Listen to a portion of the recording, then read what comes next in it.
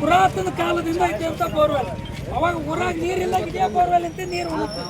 ಈಗ ಬೋರ್ವೆಲ್ ಮಾಡ್ತಾರೆ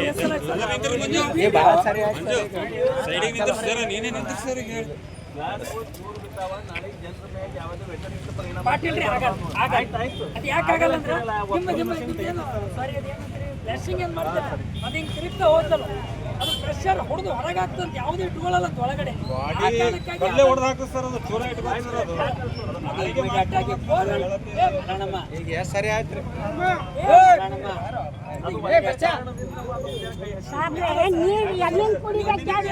ನೀವು ರೊಕ್ಕ ಖರ್ಚು ಮಾಡಿ ಹೊಸ ಬೋರ್ವೆಲ್ ಹಾಕ್ರು ನೀರ್ ಬೆಳಲ್ಲ ಸರ್ ನಮ್ಮಲ್ಲಿ, ಅದು ಕೂತಿಗದ ನಮ್ಮೂರಾಗ. ನೀವು ಮನೆ ಕಷ್ಟಪಟ್ಟು ನೀರ್ ಸಿಗಲ್ಲ ನಮಗೆ, ಅದು ಸಮಸ್ಯೆ. ಆ ಬೋರ್ವೆಲ್ ಇಮಿಡಿಯೇಟ್ ಆಗಿ ಚಾಲು ಮಾಡ್ಕೊಡ್ರಿ. ಅದು PDR ಅದಕ್ಕೆ ಬೇಜವಾಬ್ದಾರಿ ತೋರ್ತಾರೆ, ಕ್ಲಿಯರ್ ಆಗಿ.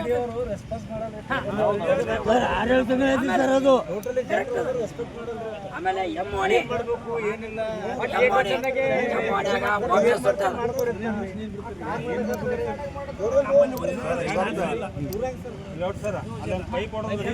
ನೀರು ಸೀದಾ ಬರ್ಬೇಕಾಗಿ ನಾಲ್ಕು ಬರ್ಲತ್ತಿಲ್ಲ.